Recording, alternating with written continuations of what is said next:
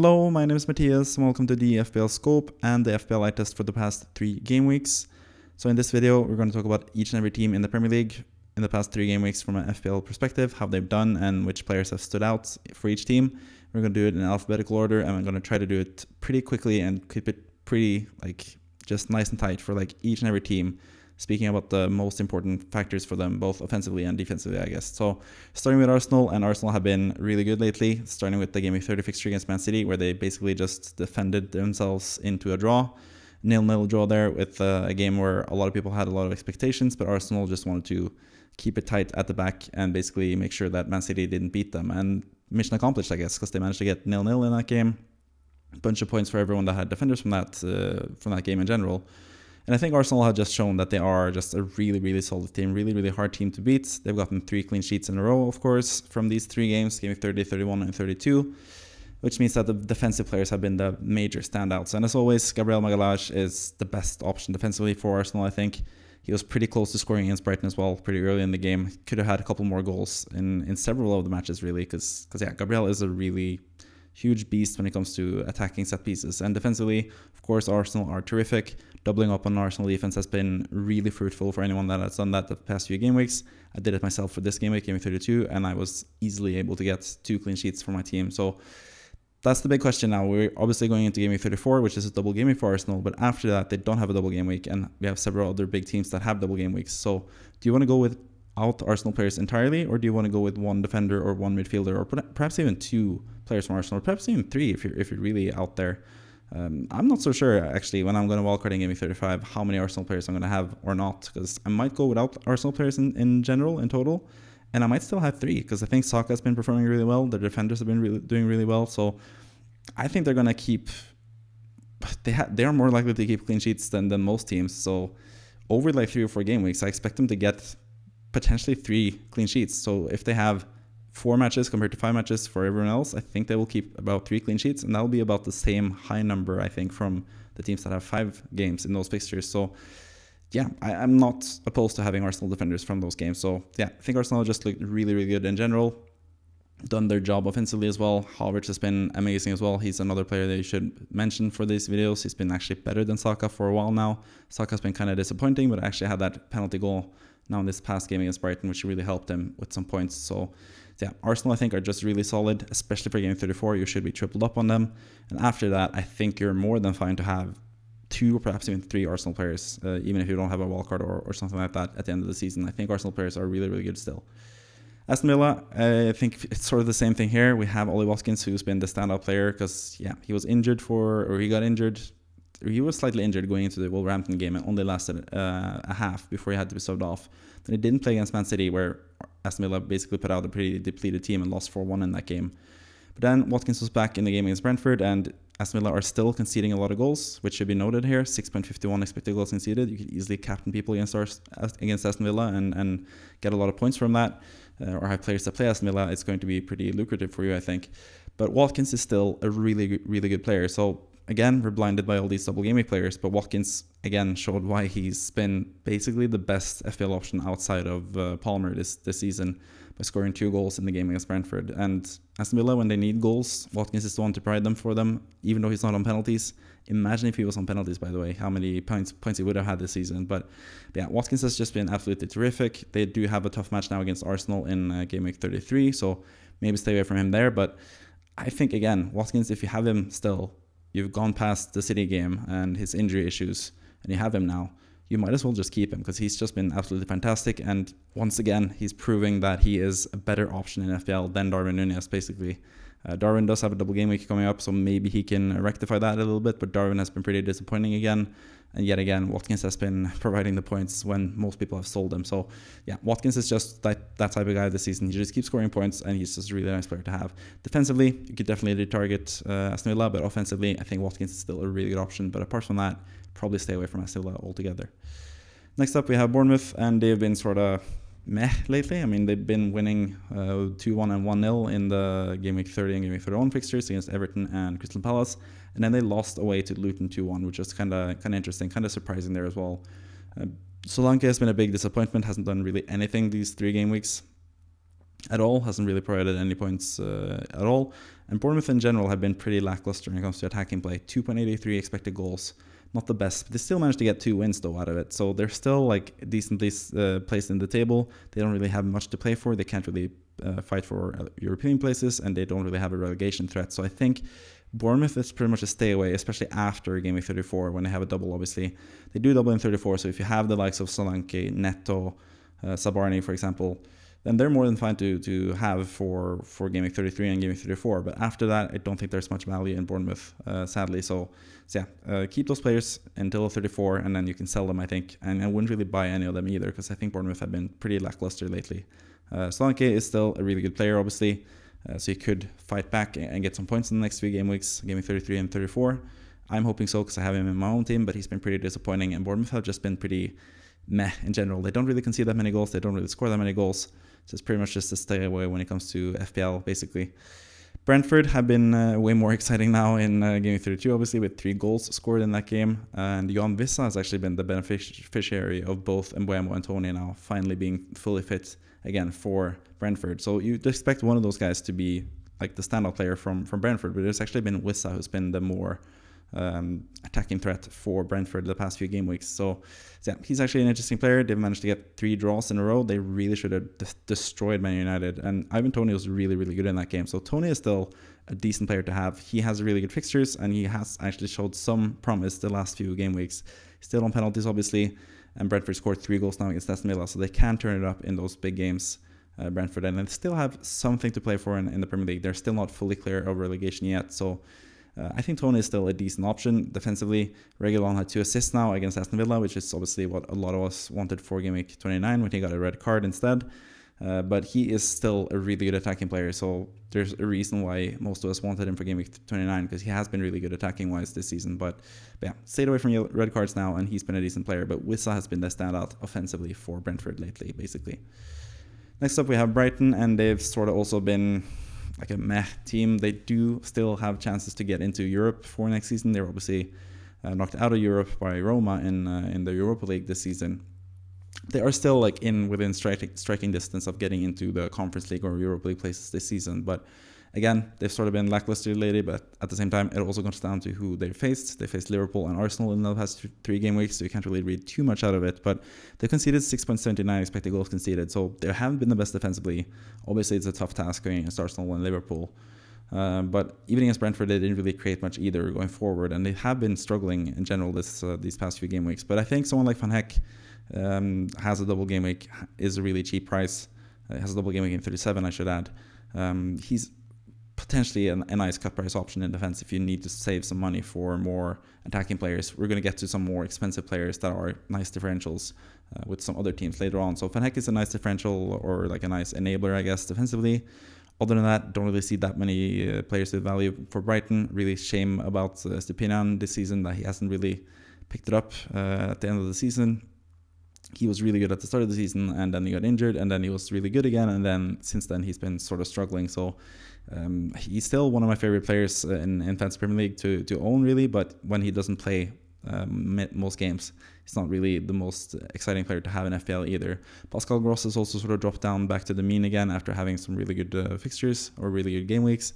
He's not looking that good either, and they still have some players coming back, and Ciso is back starting this past game, so that's really nice.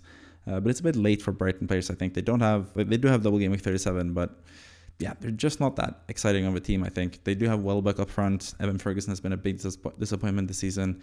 Mitoma is still not fully back. March is still not fully back. Not sure when they're going to be back either. It just seems to just drag on. Adingra has been like a nice, cheaper-ish differential option this season, but he's still also not really doing much. It's really hard to gauge Brighton based on these past 3 games, but even before that, they've been in pretty poor form. I think De Zerbi and Brighton have just struggled a bit this season in general, but maybe now that they have Europa League in the rearview mirror, they are not in that competition anymore. They don't really have anything else to worry about other than the Premier League. Maybe they can kick on and be a really good team, but yeah, I don't really see any big standout options from Brighton. But obviously, we're going to see these next 2 game weeks, game week 33, game week 34, see if there's any Brighton players that stand out. And if that's the case, then maybe you bring them in on a wildcard in game week 35, for example. But for now, I think Van Heck is basically the only decent option, I think, for a cheap price there. But maybe some midfielders will step up. Maybe Enciso will actually show some promise, because he's been really good, and I think he's going to be one of the standout players next season. Because obviously coming back from an injury is really tough. Maybe he'll take it even more than that. Maybe he'll take next year as well to get back into the swing of things, and then be really good the season after that as well. We've seen that with Pedro Neto, for example, who we expected big things from last season, and then it was only this season that he was super good. So that might happen with Enciso as well, but it depends. People react differently to major injuries, so we'll see what happens there. Burnley, again, not the most exciting team in FPL for FPL reasons. We had them in blank in week 29, some of us at least, had some players, but not that exciting of a team. They do still struggle defensively. They do concede quite a lot of goals still. Managed to get 2 draws and 1 loss from the past 3 game weeks.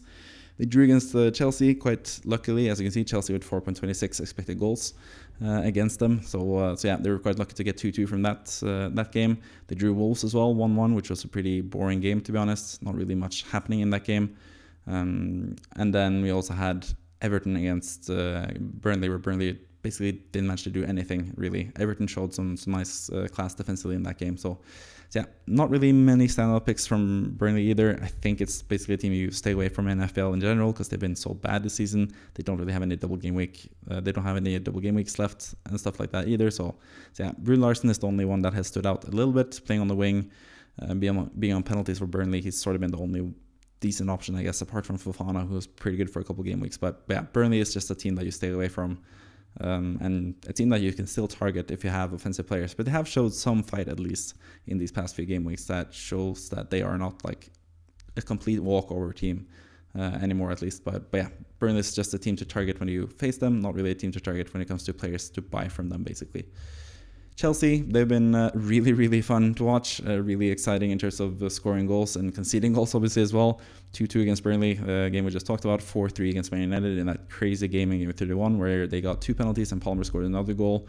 And then 2-2 against Sheffield United as well. They just can't seem to get out of their own way, Chelsea. They just struggle somehow, even though they have Palmer, who's been one of the best, if not the best player of the season, especially in FPL. He's been the best player in FPL this season. But yeah, for some reason, they just can't manage to get away from getting stupid draws against the likes of Burnley and Sheffield United.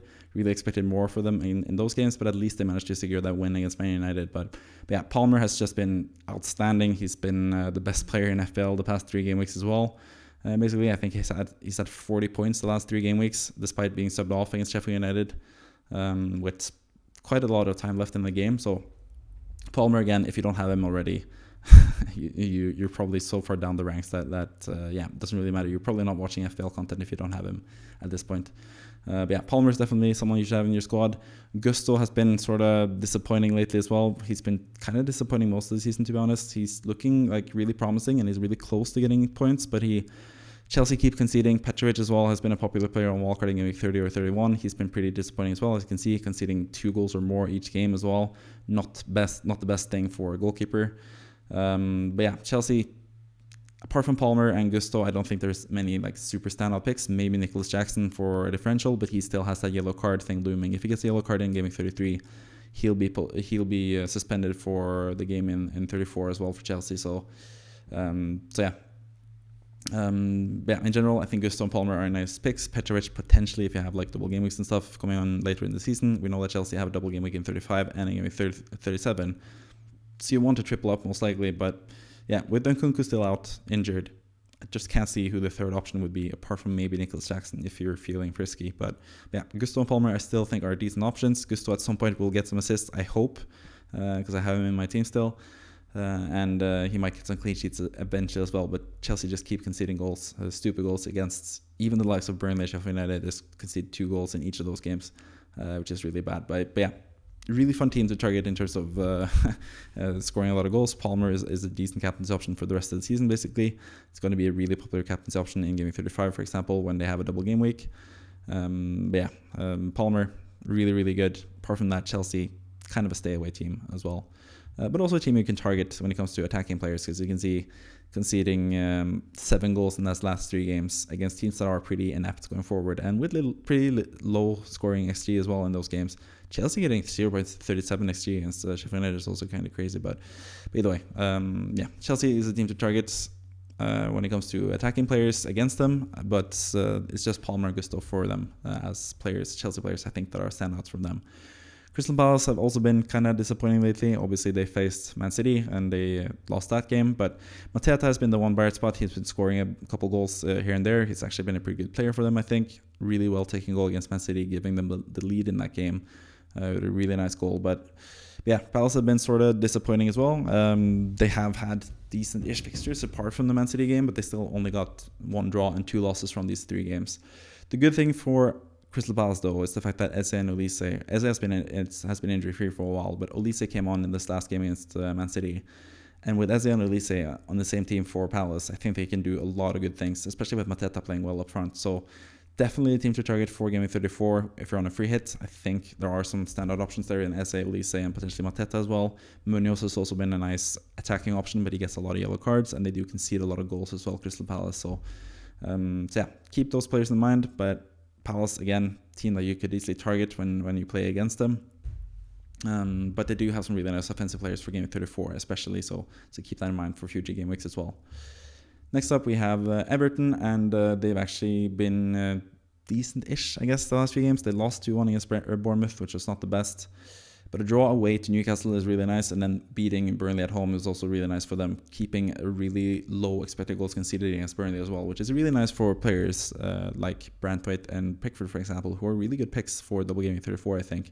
They do have Nottingham Forest at home, but also Liverpool at home in that game week. So one really nice fixture and one really not so nice fixture, but I think Pickford and Brentford are still really good options for Everton.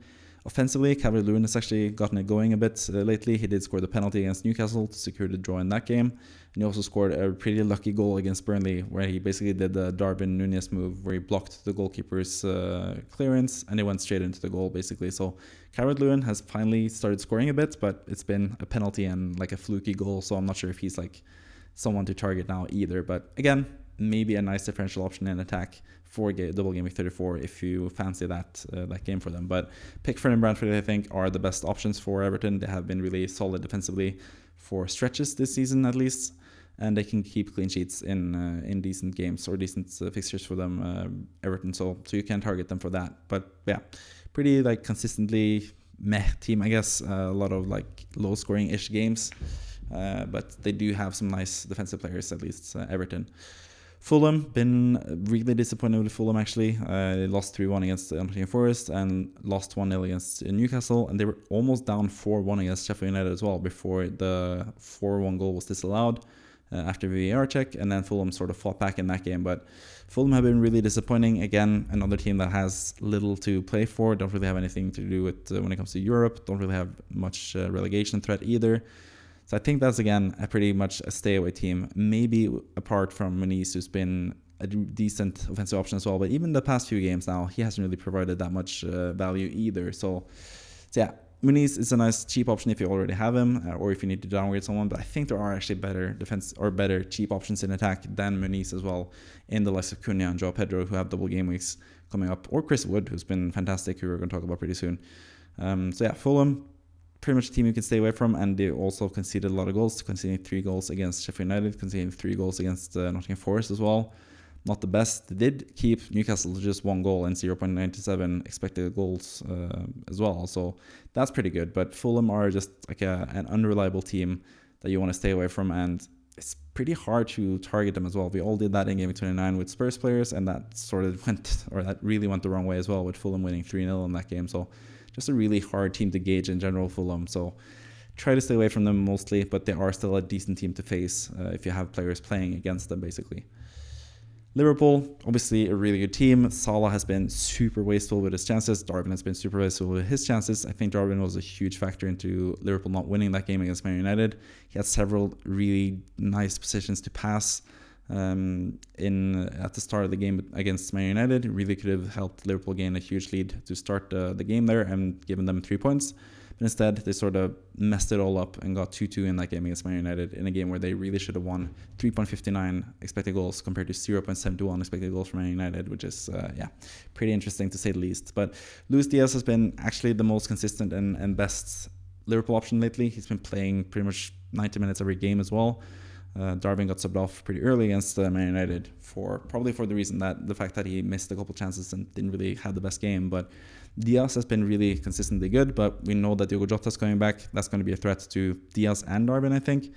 I think that's going to be, it's going to be interesting to see what happens with Liverpool, but I would pretty much just stay away from Liverpool players at this point, apart from Salah and a defensive pick probably. Trent is someone that I could consider if he's back for Game Week 34, but he would have to play some minutes in Game Week 33, I think, for me to be confident in him playing both games in 34.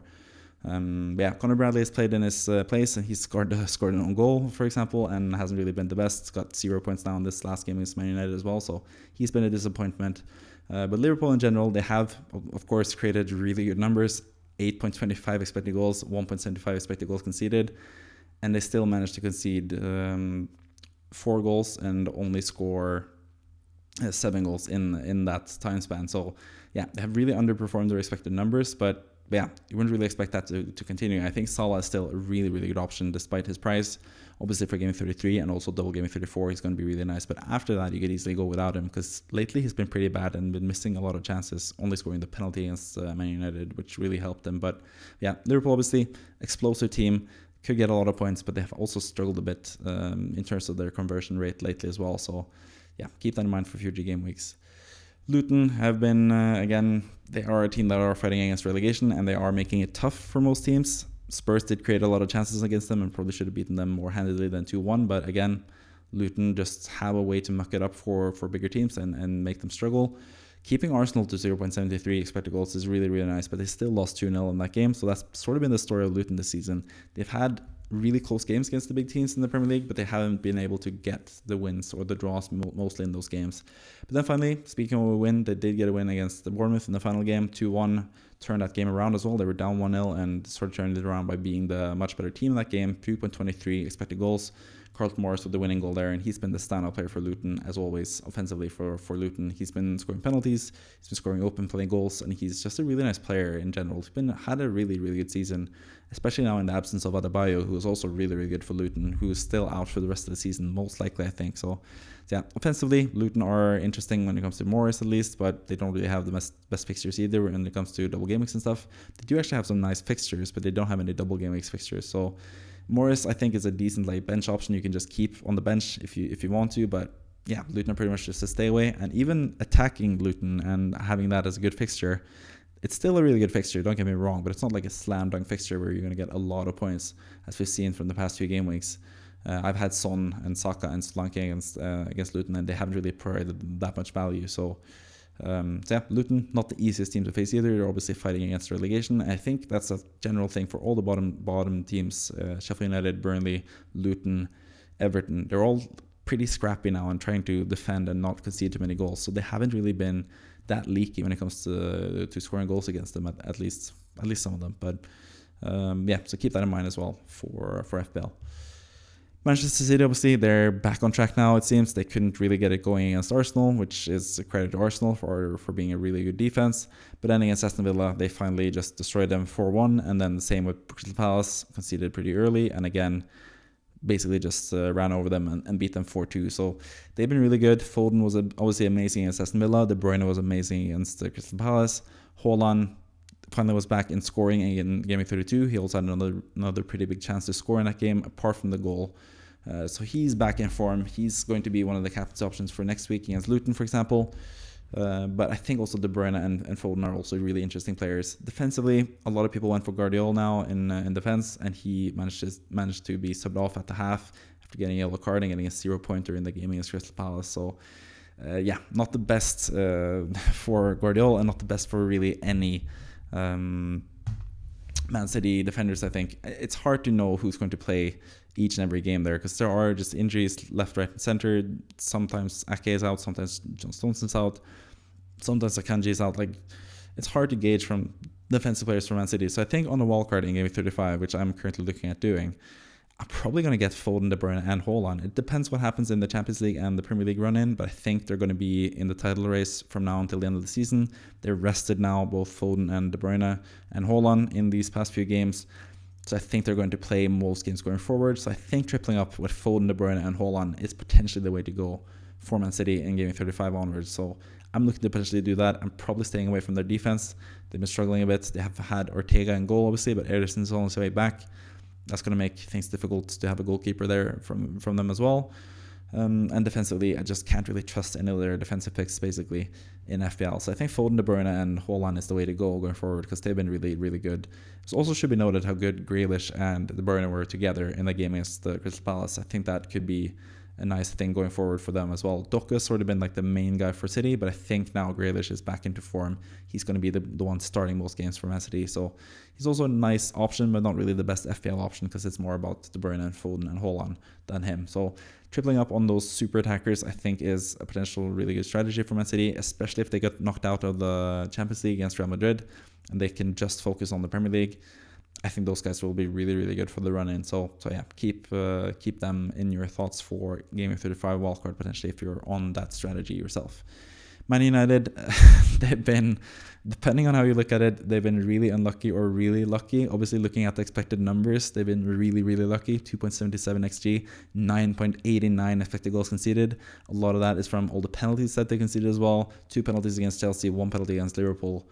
They just haven't been able to get out of their own way. But at the same time, all these 3 games, against Brentford, against Chelsea, against Liverpool, they've had the lead with 10 minutes left to go in the game. They've been leading all these 3 games. So with that in mind, they could have easily held on and won at least 2 of these games, potentially even 3. But looking at the expected numbers, they probably should have lost all 3 games. So 2 draws and 1 loss is probably the fair thing in the end, I guess. But yeah, it's been really interesting to see Man United. They have been scoring a lot of goals, but they've also been conceding a lot of goals. So definitely a team to target when it comes to attacking players. That's why a lot of people went for Salah captain this week, even though Salah had been disappointing the past few game weeks, in terms of points at least. But offensively, they've actually been really good. Bruno Fernandes has really turned it on, and he's finally seems to be like a good fancy option again. He's been really good lately, even though he hasn't gotten any penalties himself. He's been really involved, scoring some goals, scored that goal, the header against Chelsea. Scored a nice goal against Liverpool as well. He's just been scoring basically every single game week, or getting assists and stuff. So Fernandes has actually been a really good option. Garnacho has been another good option as well with those goals against Chelsea. So he's been really nice to have, especially for me, who got him off the bench in Game 31. Really lucky with that as well. So Garnacho and Fernandes are really good picks. Højlund hasn't really been back into his best form again. He was really good form before he got injured, and now he's sort of struggling again to make his mark on the game. But maybe that's coming at some point.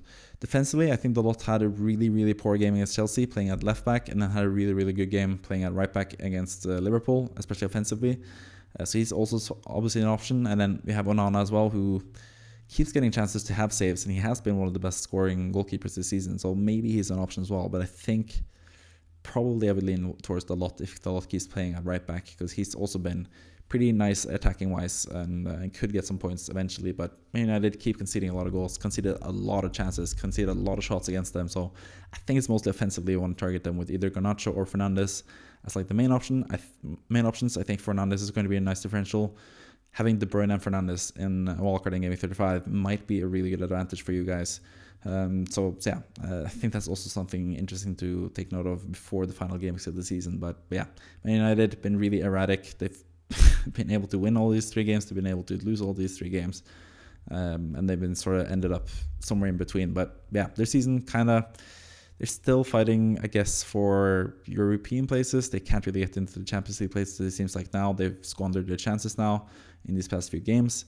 But they still have a lot to play for, and Ten Hag is fighting for his job, basically. And a lot of these players want to finish the season on a high after having a pretty disappointing season. So Fernandes and Garnacho, definitely the standouts for Man United, I think. Newcastle have been kind of in an uptick of form lately, as you can see from the expected goal numbers. 7.48 expected goals in favor of them, 4.12 expected goals conceded. So defensively, they're still not the best side, but at the same time, they almost kept the clean sheet against Everton, conceding that penalty in the 85th minute or so. Dubravka really should have saved that as well. Would have been a nice boost for my score in FPL. But they did manage to keep that clean sheet against Fulham at least. And they do have some nice defensive options. And Trippier is on his way back from injury. He's going to be back at some point. Fabian Schär has been pretty good when it comes to attacking returns. He almost had a goal against Fulham. It was disallowed after a VAR check. And Isak has obviously been the standout pick from Newcastle. Been in form, been 100% healthy to play, and has been scoring in most games lately.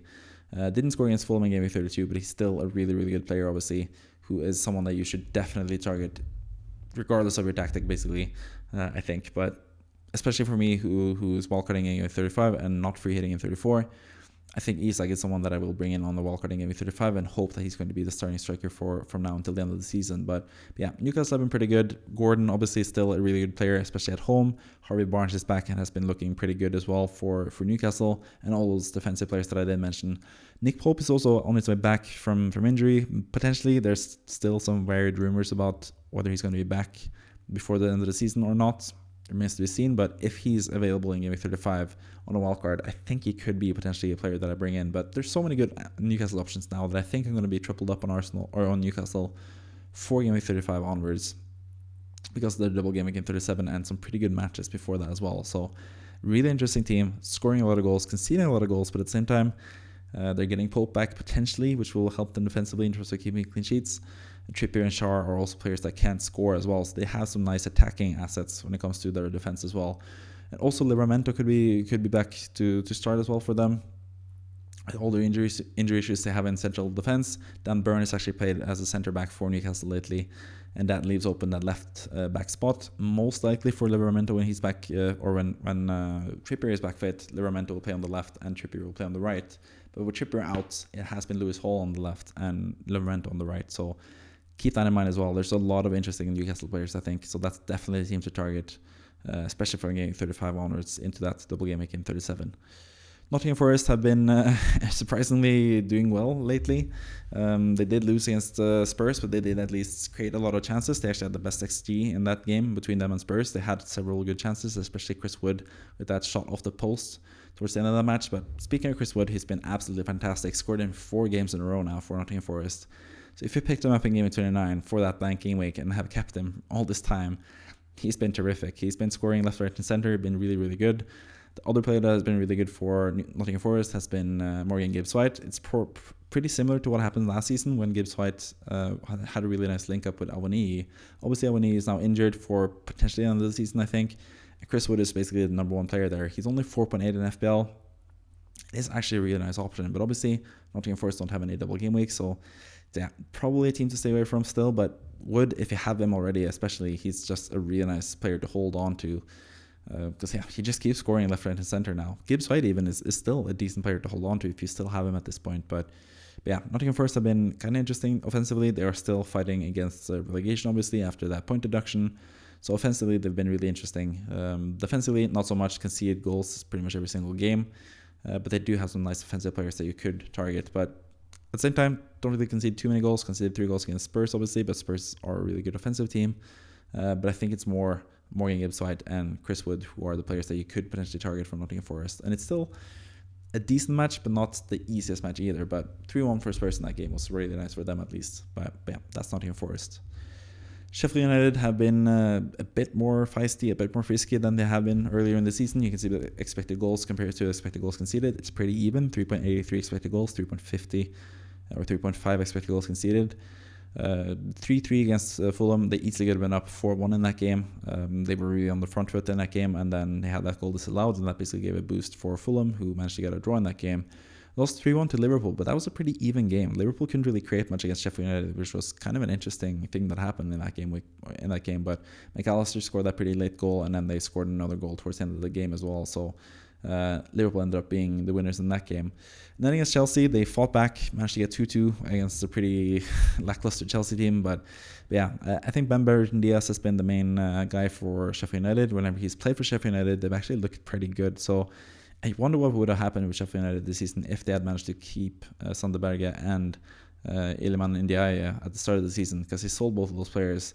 They haven't really been able to replace them that much. But Brentford Diaz has been pretty good. Oli McBurney has actually been scoring a lot of goals lately, and he's on penalties as well for Sheffield United, so he's a decent option. But again, you don't want to target Sheffield United players, especially when they don't have any double game week especially if they don't have any double game week fixtures. They do have a double game week in 34 though, so maybe you want to go a bit differential there with either Oli McBurney or Burton Diaz. But yeah, still defensively a team to target. As you can see, conceded 3 goals against Fulham, 3 goals against Liverpool, and 2 goals against Chelsea. Still a team to target, even though they don't concede too many goals, or too many expected goals, I should say, in these past 3 games. But they're still not the best team, obviously, so you could easily target them, and that's what most people are going to do. When you see that Sheffield United at home or Sheffield United away game even, it's go time basically for most players. So still a team to target, but they have been a bit more feisty lately, so keep that in mind as well. Spurs have been a bit up and down, mostly up, but yeah, they've been kind of impressive as well lately. They beat Luton in a game where they should have won by more, actually. Then against West Ham, they kind of struggled, didn't really create much. Son was kind of lackluster in that game, and they drew 1-1. And then finally against Nottingham Forest, they sort of took their chances better than Nottingham Forest and were able to get the win in that game. 5.43 expected goals, 3.57 expected goals conceded. You can expect a lot of goals in Spurs games. They do concede every single time, it seems like. But Pedro Porro and Udogie still have offensive threats, as you could see with Pedro Porro scoring in that game against Nottingham Forest. So a lot of interesting options. Son, obviously, the standout option for Spurs. Richarlison has been struggling with injuries, so he's not been really playing that much. Kulusevski has also been sort of dropped from the team. Timo Werner seems to be preferred on the left, and Johnson seems to be preferred on the right. And Brendan Johnson has actually been really, really good lately. He had another pretty big chance against his former team in Nottingham Forest as well, where he came into the box. He's in really good positions in the box as well, and always tries to find that back post tap in when Timo Werner basically goes up the left-hand side and passes it into the box pretty hard. So yeah, Werner has actually been kind of interesting player as well. He's chastised for being a really bad player, but he's actually proven some value for Tottenham as well lately. But yeah, Spurs, really good team offensively. They also have the double game week in game week 35 and the double game week in game week 37. So really easy to either double up or triple up on Spurs, but at the same time, they do have really tough fixtures in those game weeks. So maybe you want to stick to just two players. Maybe you just want to have Udogie and Son, or you want to have Pedro Porro and so on. But maybe you could punt on someone like Brendan Johnson, who seems to be preferred over Kulusevski on the right and has been really nice in FPL as well lately. So he's a decent differential option, I think, for especially wildcard game week 35. If you just want to have some differential player from game 35 onwards from Spurs. But they do have tough fixtures, and you can't really trust Johnson to play every single game, especially once Richarlison is back. But I think still that Johnson is part of the main starting 11. So he's actually a really nice option. But Son will be standout, and either Pedro Porro or Udogie, or both potentially as well if you want to. Maddison, been sort of disappointing lately as well. Probably should have been sent off, or could have been sent off maybe against Nottingham Forest when he punched Ryan Yates. But at the same time, can't really blame him, because Ryan Yates is low-key kind of a bastard. That's just my opinion, at least. Yeah, that's Spurs basically. West Ham, my favorite team, obviously. They've been also kind of tough to gauge, I guess. 4.07 expected goals, 6.47 expected goals conceded. Defensively, it's just not good. West Ham centre-backs have been a problem all season, and now with Areola injured as well, a lot of goals conceded in general, but still managed to get 1 win, 1 draw, and 1 loss from the last 3 games. The game against Newcastle, even though the numbers say that they should have easily lost that game, 4.07 expected goals from Newcastle compared to only 1.42 expected goals from West Ham, but that's really helped a lot by Newcastle getting 2 penalties, which were kind of controversial, especially the second one was flat out wrong, I think. But yeah, Gordon managed to get 2 penalties for Isak there, and they scored both penalties. And that was the downfall for them against Newcastle in a game where they were leading 3-1. It actually looked really good.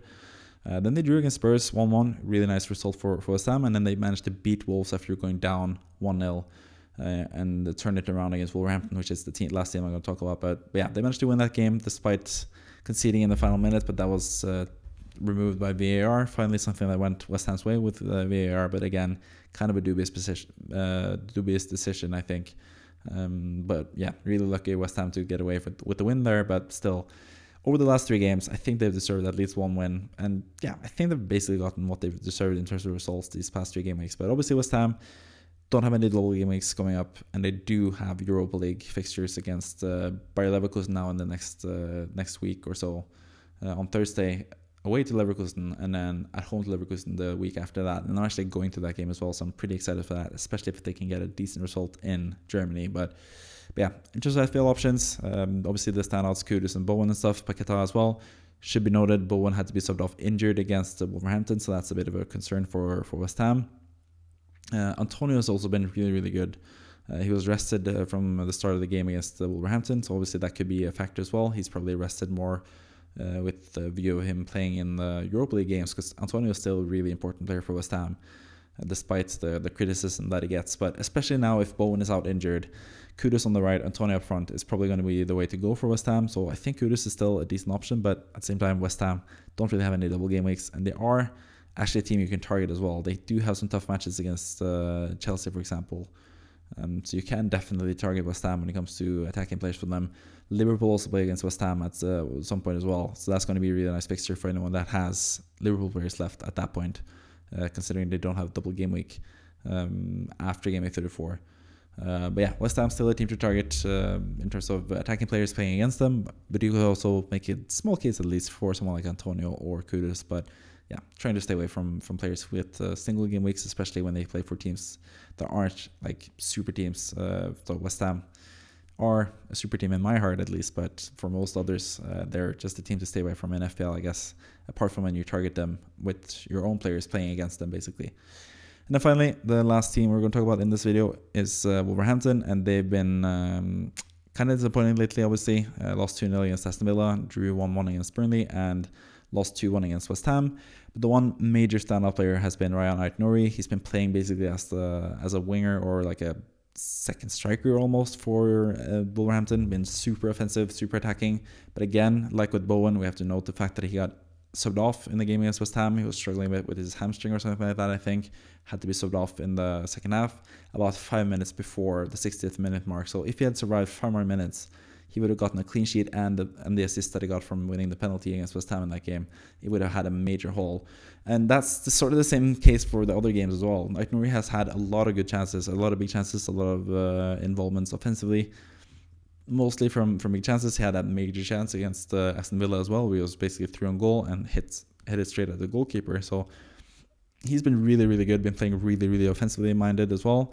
But Wolves are getting some players back now. Cunha is back and not starting fully yet, but he's he's almost, is what I'm trying to say, almost back to start as well for Wolves. And Hwang Hee-chan is also on his way back, potentially being on the bench or potentially even starting the next game week for Wolves. So that could also push Aït-Nouri further back. But even when Aït-Nouri plays as left wing back, he's been super attacking. So I think Aït-Nouri is a really big standout player, especially if he's back fit now and he's not out injured for a while. He's still a really good player, especially leading into double game week 34 for Wolverhampton. So he's definitely someone to think about when it comes to FPL. Offensively, Cunha or Hwang could also be options for game week 34, and even potentially a little bit beyond that as well, with some nice fixtures in game week 35 and 37, I would say, potentially, or 36, I can't remember. They have one more decent fixture towards the end of the season as well. But yeah, Wolves is an interesting team to target, especially with the players coming back. Pedro Neto is sadly out for the rest of the season, but Wolves are just a pretty exciting team to have players from, I think. So you could definitely go and buy some Wolverhampton players, especially Aït-Nouri if he's back and not injured, like I said previously in the video. But that's basically all the 20 teams in the Premier League. Just quickly recapped the 3 past game weeks for all the teams. I hope you enjoyed that video. You can subscribe if you want more content like this in the future. This is obviously the last time we have 3 game weeks in 1 week, so I'm not going to have this style of FPL eye test anymore this season, but every Monday I usually post a video where I talk about the games that happened that weekend from an FPL perspective and just see what I think about the different teams in terms of what they did and all the matches and what happened basically in that past game week. So yeah, if you like that and you like all the other potential videos you can see on this channel, please subscribe and comment down below if you have any comments about any of the specific teams, any players that have been injured and stuff that I should have noted in this video. Please let me know in the comments. And with that, I'm going to say thank you for watching as always, and I'll see you next time. Bye bye.